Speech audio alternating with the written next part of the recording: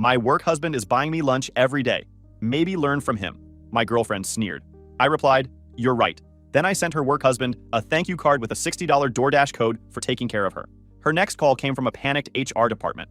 All right, Reddit. This is going to sound like something straight out of a bad rom-com, but this actually happened to me. Grab your popcorn and enjoy the shit show. I'm Zach, 29 male, a pretty chill guy.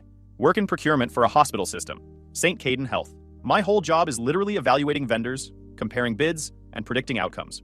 I'm good at spotting red flags in contracts. Turns out I'm an absolute idiot when it comes to spotting them in my own relationship. My girlfriend Audrey and I had been together for 3 years. She was 26, sharp as hell, ambitious.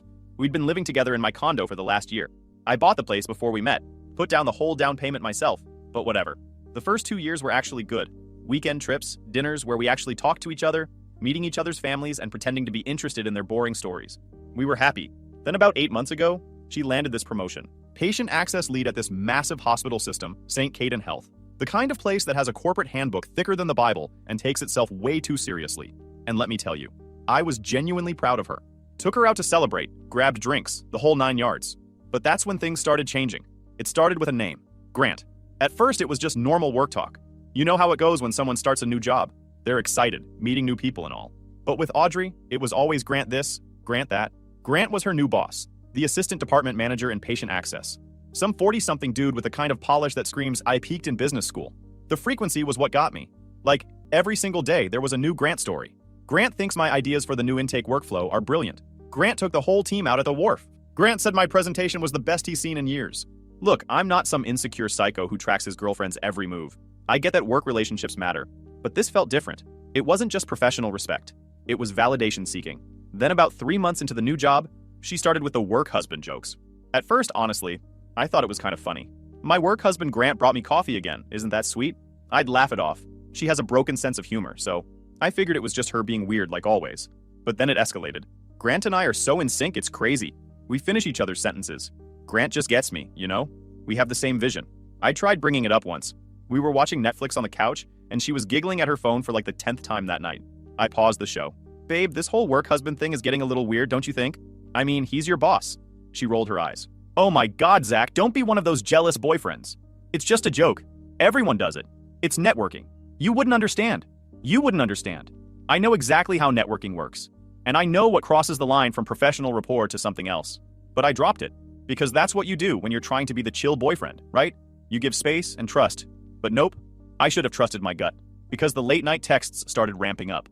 She'd be in bed next to me, phone screen lighting up her face, typing and smiling. Just work stuff, she'd say. The thing that really started grinding my gears? She stopped caring about us. Our relationship became background noise to her career advancement. Date nights got rescheduled because Grant needs me to stay late for this rollout. Weekend plans got canceled because the team is doing a strategy retreat and Grant thinks my input is crucial. I'm not saying a partner should always put you first, but there's a difference between supporting someone's ambitions and becoming a piece of furniture in your own relationship. I was turning into the guy who kept the lights on and paid half the bills while she was emotionally investing somewhere else. But I kept telling myself I was overreacting, that I was being paranoid, that I needed to be supportive. My job is literally procurement. I look at contract patterns all day, and here I was, ignoring the clearest pattern of my entire life because I didn't want to be that guy. But then came the dinner, the one that changed everything. Last week, Wednesday night, I took her to this Chinese restaurant downtown she'd been wanting to try for months. Real nice spot. I made the reservation 3 weeks in advance because this place books up fast. I was trying, okay? I was making an effort. We sat down, ordered drinks, and I'm thinking, maybe this is it. Maybe this is the night we actually reconnect. Have a real conversation. Remember why we're together in the first place. Nope. She was on her phone within 5 minutes, smiling at the screen. I'm sitting there like a chump, reading the menu for the 3rd time, pretending I don't notice. Good day at work? I asked, trying to sound casual. Amazing, she said, not looking up. Grant approved my budget for the spring intake rollout, and he bought me lunch again. That's like the 3rd time this week. He's literally the best. I just nodded, took a sip of my drink, reminded myself to stay calm. She finally put her phone down, looked at me across the table with this smirk on her face, and said the words that ended our relationship. Honestly, my work husband is buying me lunch every day. You need to step up. Maybe learn from him? She laughed, like she'd just made the zinger of the century, just sitting there, waiting for me to laugh along or playfully defend myself or whatever reaction she was expecting. I didn't laugh, I just stared at her. I just stared. And in that moment, I quietly snapped. All the little red flags I'd been ignoring, all the dismissive comments, all the late night texts, the emotional distance, the constant Grant worship. It all made sense. Here I am, working my ass off, paying for more than my share of everything, being supportive of her career, and she's sitting there telling me I need to compete with her boss buying her DoorDash. But here's the thing. I didn't get mad. I didn't raise my voice. This relationship was over. It had been over for months. I just hadn't accepted it yet. So I smiled back at her. "You're right," I said. "That's very generous of him. I should thank him." Her smirk faltered, just for a second. "What? Don't be weird." "No, I'm serious. It's nice to know someone's taking care of you at the office. I'll step up." The rest of dinner was quiet. She went back to her phone. I just ate my food and started planning. When we got home, she went straight to the bedroom. I sat down at my laptop and went to work. 10 minutes. That's all it took. First, I found Grant's full name from Audrey's LinkedIn profile. Grant Stilton. Yeah, like the cheese. Then I found his wife's very public Facebook page. Lots of photos. Their 2 kids on a boat. Family vacation in the Hamptons. Anniversary dinner at some steakhouse. She had her profile completely open. No privacy settings.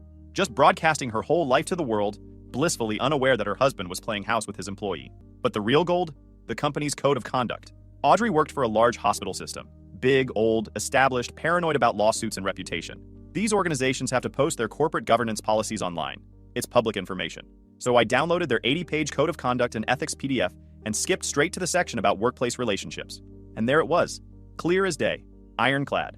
Any romantic or personal relationship between a manager and a direct subordinate represents a critical conflict of interest and is strictly prohibited. Even the appearance of such a relationship may result in an immediate investigation and disciplinary action, up to and including termination. Managers are specifically prohibited from providing or receiving excessive personal gifts, benefits, or preferential treatment to or from direct reports, as this creates both ethical violations and potential liability for the organization. I sat back in my chair and just stared at the screen for a minute. This was it. Then I did something petty. I went to Amazon, ordered a $60 DoorDash gift code. Then I found the blandest, most professional-looking thank you card they had. Cream-colored, simple border, the kind of card your aunt sends after you help her move furniture. I paid extra for next-day delivery. When the package arrived, I sat down at my dining room table and wrote in my neatest, most sincere handwriting, "Dear Grant, I'm writing to send a small but sincere thank you for all the support you've been giving my girlfriend Audrey. She mentions you all the time, especially how you've been kind enough to buy her lunch almost every day this week. Thanks for taking such good care of her. All the best, Zach Wesley." I tucked the $60 DoorDash code inside. Addressed the envelope to Mr. Grant Stilton, Assistant Department Manager, Patient Access, St. Caden Health, at the downtown campus address. Put a stamp on it, and walked it down to the mailbox on the corner and dropped it in. The rest of the week was normal. I kept it normal with Audrey, but distant. She didn't notice. She was too busy texting Grant, staying late for strategy sessions, and planning her next big rollout. I went through vendor quotes, came home, made dinner, and watched TV. Just waiting. Friday afternoon, 2 p.m. I'm at my desk, finalizing a vendor comparison for a capital order. My phone buzzes. Missed call. Audrey. Then it buzzes again. And again. Text messages start flooding in. "Zach, what did you do? I am not kidding. Grant is in a meeting with HR. They called me in. They have your card. Call me now." I read each message trying not to smile. Then I silenced my phone and put it face down on my desk. I typed out one response. "In a deep dive meeting. Can't talk. What's up?" I didn't look at my phone again for the rest of the day. I finished my work. Double-checked my calculations. Sent the comparison packet to my manager. Logged off at exactly 5 p.m. I drove home, put on a podcast about economic history. The host was talking about the Dutch tulip bubble. Fascinating stuff. I was calm. Like I'd finally done the one thing I should have done months ago. I pulled into my condo complex. Audrey's sedan, the one I stupidly co-signed the loan for, was parked crooked in her spot, half on the line. She'd clearly rushed home. I walked in through the front door. She was standing in the living room in her full uniform. Blazer, heels, hair perfect, but her face was pale and blotchy. She'd been crying. The second she saw me, she absolutely lost it. "Zach! Zach! What did you do?" She screamed it, the kind of scream that probably had the neighbors wondering if they should call someone. I just closed the door behind me calmly, hung up my jacket on the hook, and looked at her. "Hi, babe. Rough day." Don't rough day me." Her voice was shaking, tears streaming down her face. The angry, panicked kind. I was called into an emergency meeting with HR, our head of HR Grant, and 2 lawyers on a video call. 2 lawyers, Zach. Oh no, that sounds serious. They had a card, a thank you card, from you, with a gift card in it. Why would you do that? Why would you send that? I set my keys down on the counter, walked to the fridge, grabbed a drink, then I turned back to her and shrugged. "I did what you said?" I thanked him. You told me he buys you lunch every day. I was just being polite, showing my appreciation, stepping up, like you wanted. "You idiot!" She screamed it so loud her voice cracked. Her whole composure, that polished corporate mask she always wore, completely shattered. "You don't do that! You don't send evidence! You don't write it down! He's my manager! It's against policy! They think there's something going on between us." I just looked at her, let the silence hang there for a second. "Is there?" She froze. All the color drained from her face. What? What are you talking about? Is there something going on? You've been flaunting your work husband in my face and then mocking me for not measuring up. You seemed pretty proud of it, so I agreed with you. I sent a thank you note, thanking him for his generosity. What's the problem? I paused, then delivered the kicker. Unless, of course, that generosity is something you both should have been hiding. She couldn't even form words. Her hands were shaking. You did this on purpose. You're trying to ruin my career. No, Audrey. You did this. You're the ones who violated company policy. You're the ones who disrespected our relationship. I just turned the light on. What happens next is a direct consequence of your actions. She stared at me. I could see her brain working overtime, trying to play victim. Her face changed. The anger melted into panic, then desperation. Zach, please. You have to fix this. She stepped toward me. You have to call them. Call HR. Tell them you're just a clueless boyfriend who misunderstood. Tell them it was innocent. Please, Zach. They suspended me. I raised an eyebrow. Suspended? Wow. They must take policy violations really seriously. Zach, please! Full breakdown now. I'm suspended pending investigation. They're reviewing everything. Every email, every text, every meeting. Grant's wife was called. Do you understand what you've done? I set my drink down, looked her dead in the eye. No, I will not be lying to a corporation's legal department for you. You made your choices. Now you get to live with them. I walked past her to the hall closet, pulled out her big suitcase, the one she used for long trips, set it down in the living room. What are you doing? You need to pack. You're leaving. Excuse me? This is my condo. My name is on the deed. I pay the mortgage. You're not on the lease. So pack your stuff and get out. You can't just kick me out. I live here. Actually, I can. You're not a tenant. You're a guest. And I'm asking you to leave. Tonight. She completely lost it. Started screaming about how I was ruining her life. How I was a monster. She'd done nothing wrong. I was jealous and controlling and manipulative. It went on for probably 20 minutes. I just stood there, arms crossed, letting her get it all out. When she finally ran out of steam, I spoke. You have two options. Pack a bag tonight and leave voluntarily, or I call the police and have them escort you out. Your choice. She stared at me. I don't have anywhere to go. Call Lexi. Lexi was her best friend, the one who'd been enabling all of this. I'm sure she'll let you crash for a while, but you're not staying here. This is insane. You're insane. You're still leaving. She called Lexi. 30 minutes later, her friend showed up in a Tesla, looking at me like I was the Antichrist. I helped them load 2 suitcases into the car. Didn't say a word.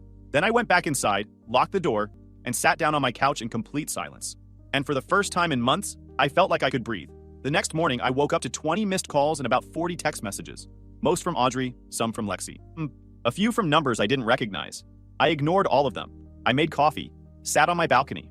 I had the whole day to myself. No Grant updates, no late-night work texts, no walking on eggshells around someone who clearly didn't respect me.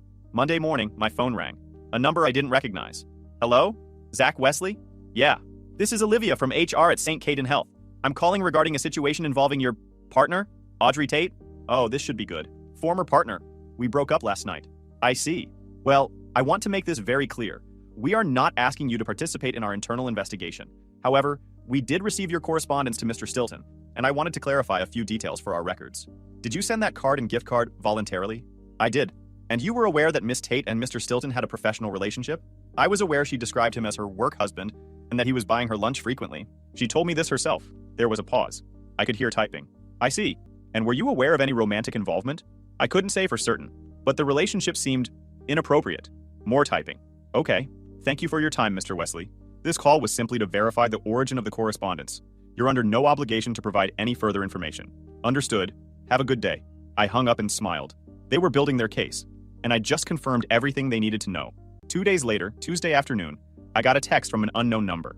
This is Edward, Audrey's father. We need to talk. Call me immediately. Edward Tate. I'd met him exactly 3 times in 3 years.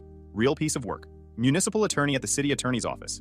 The kind of guy who name drops his law school in every conversation and acts like he's personally responsible for the entire justice system. He'd made it very clear from day one that I wasn't good enough for his daughter. He wanted her to marry a lawyer or a doctor. Someone with real prestige. I didn't call.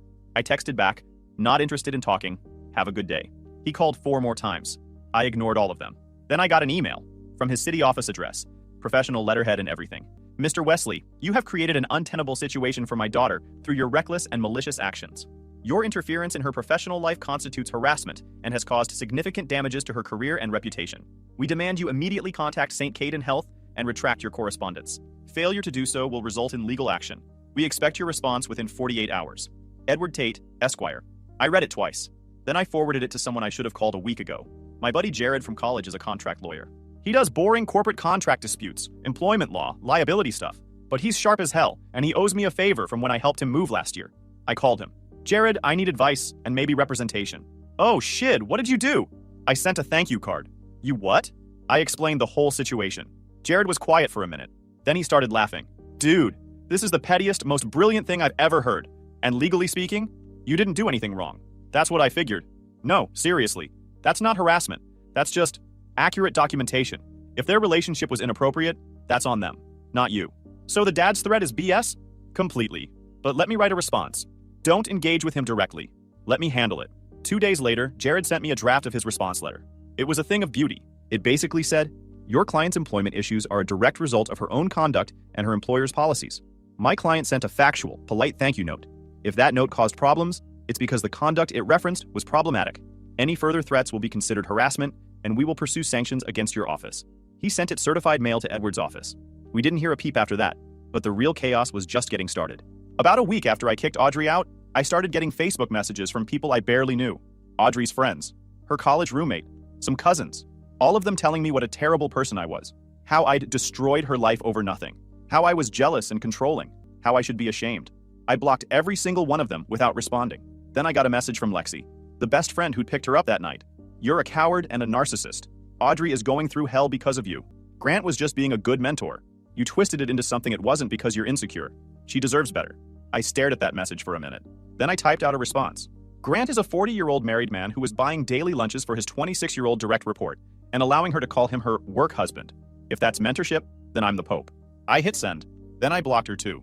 The flying monkeys kept coming for a few days. Then they stopped. I assume Audrey told them to back off, or maybe they realized I wasn't going to engage. Either way, the noise died down. But the financial stuff? That was about to get messy. Remember that car I mentioned?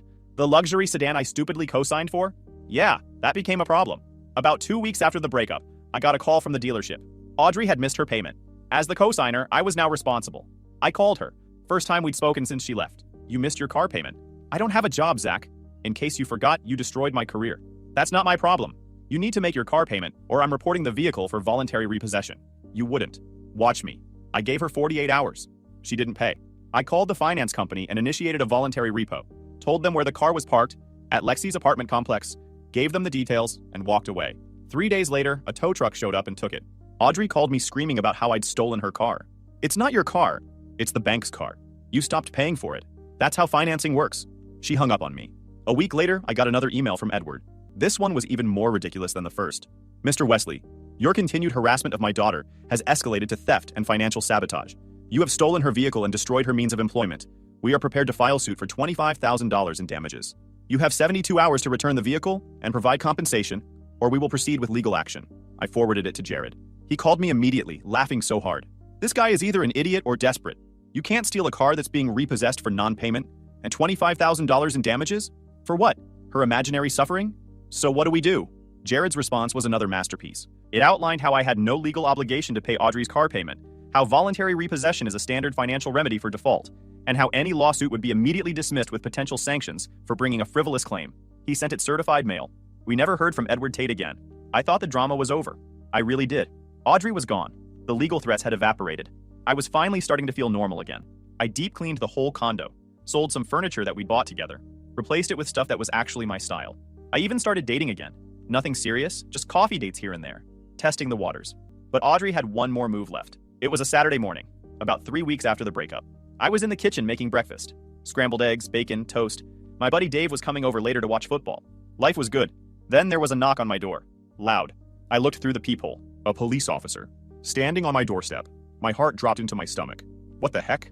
I opened the door. Can I help you, officer? Are you Zach Wesley? Yes. I'm here to conduct a civil standby. Ms. Audrey Tate is here to retrieve her personal property. She's expressed concern that you won't allow her access. I looked past him, and there she was, standing on the sidewalk, smirking. And next to her, Edward, looking like he was about to foreclose on my soul. This was their big play. Use the cops to intimidate me, force a confrontation. But here's the thing.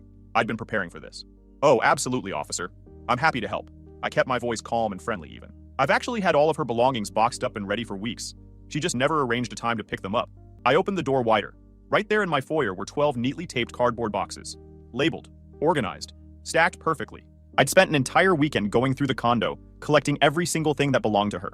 The officer looked at the boxes, then back at me, then at Audrey. Okay, ma'am, you can come retrieve your boxes. Audrey's smirk vanished. This wasn't the plan. She wanted a scene. She wanted to rifle through my stuff, accuse me of hiding things, make a spectacle. But I'd already done the work. But of course, she couldn't let it go. "That's not everything," she said, walking up the pathway. Her voice had that sharp edge. "My most valuable things are still in there. He's withholding them." The officer looked at me. I could see the skepticism in his eyes. "Sir?"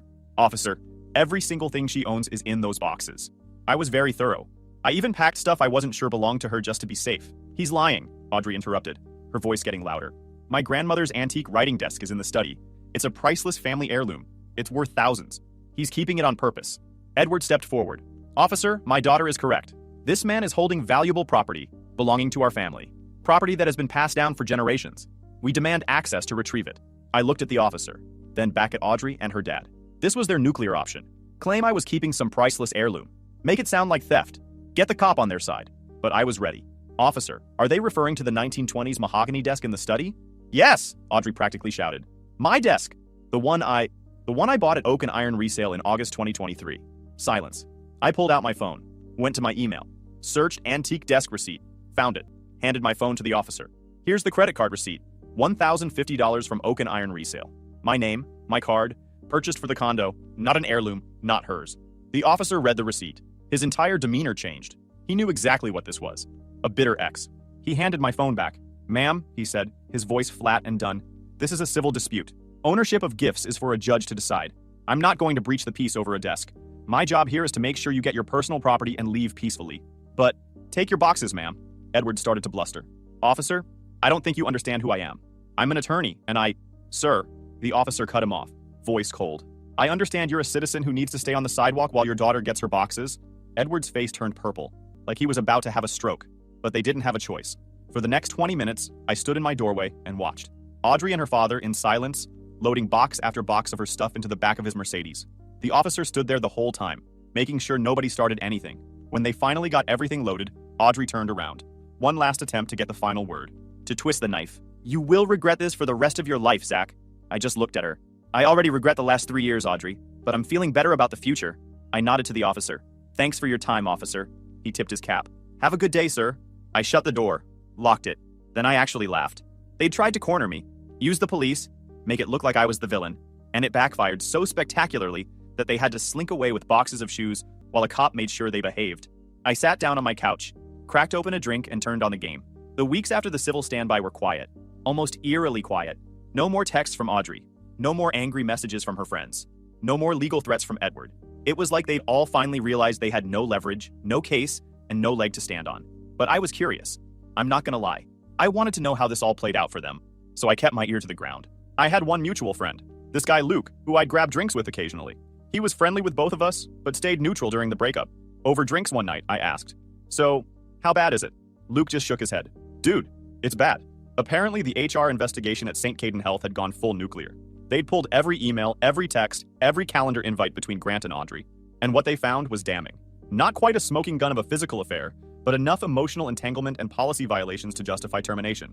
Grant got fired first. Immediate termination, no severance, just a box with his personal items and an escort out of the building. His wife found out everything. The lunches, the texts, the work wife comments. She filed for divorce within a week. According to Luke, who heard it through the office grapevine, Grant's divorce was brutal. His wife took him to the absolute cleaners. She got the house, the boat, primary custody of the kids. He's apparently living in some depressing rental apartment now and still working in healthcare administration, but at a way lower position at a competing hospital system. Total career collapse. As for Audrey, she got fired too. 2 weeks after Grant. They dragged it out just long enough to make her sweat. The official reason was violation of company ethics policy and conduct unbecoming of an employee. It's the kind of termination that shows up on background checks. After I kicked her out, she stayed with Lexi. That lasted about 6 weeks. And according to Luke, it was a disaster. See, Audrey had gotten used to a certain lifestyle. My lifestyle. I made good money. I paid for most things without making a big deal about it. She got comfortable.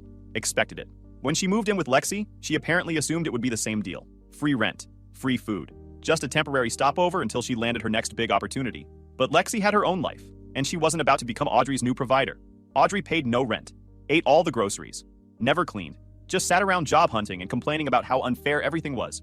How she was the victim. How I'd ruined her life. How Grant had thrown her under the bus. Lexi finally snapped. Told her she had 2 weeks to find somewhere else to live.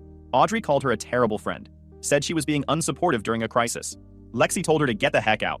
With no job, no car, thanks to the repo, and no friends willing to take her in, Audrey had one option left. She moved back home, to her parents' house, in her hometown, the place she'd spent her entire 20s trying to escape. Luke had heard through the grapevine that Edward was pissed. Not at Audrey for the cheating or the policy violations. No, he was mad about the embarrassment. His daughter got fired from a prestigious hospital system for an ethics violation. His legal threats got swatted down by a contract lawyer. His big intimidation play with the police backfired. His reputation as this big-shot lawyer took a hit because people in their social circle found out his daughter couldn't keep her personal and professional life separate. Audrey's currently working an entry-level front desk job at a local orthopedic clinic in her hometown. The kind of job she had right out of college. Answering phones, filing paperwork, making $15 an hour. No more corporate lunches. No more fancy dinners. No more work husband buying her DoorDash. The luxury life is gone. Meanwhile, I'm doing fine. Actually, better than fine. The credit hit from the car repo sucked. I'm not going to sugarcoat it. My score dropped about 90 points. I'm fighting it, disputing it, providing documentation that I wasn't in possession of the vehicle and that the cosigner defaulted. Jared says it's a long, annoying process, but one I'll eventually win. It's the price of getting someone toxic out of my life. Honestly, worth it. I sold that stupid antique desk. Got $1,800 for it. Used the money to pay Jared for his legal work and took a long weekend trip to Colorado. Went camping. No phone service. Just me, the mountains, and the realization that I dodged a massive bullet. It's been about 6 months since I sent that card. Half a year since the dinner where Audrey told me to step up. Wild how fast your life can change when you stop accepting disrespect. I don't think about her much anymore. I ran into Luke a few weeks ago. We met up like usual and he gave me an update without me even asking. I guess Audrey's still at that admin job in her hometown. Still living with her parents. Still bitter. She's apparently on dating apps now, but not having much luck. Turns out when you lead with, "My ex ruined my life," guys tend to swipe left. Grant's divorce is finalized. His ex-wife got everything: the house, the boat, the kids, and a hefty alimony payment. He's apparently working for some small regional hospital system, making a fraction of what he used to. Nobody in the local healthcare scene trusts him anymore. His LinkedIn is set to private. Edward Tate, Esquire, hasn't reached out again. I assume he's still nursing his bruised ego somewhere. Maybe he tells people at cocktail parties that his daughter's ex was unstable or whatever helps him sleep at night. As for me, I'm good.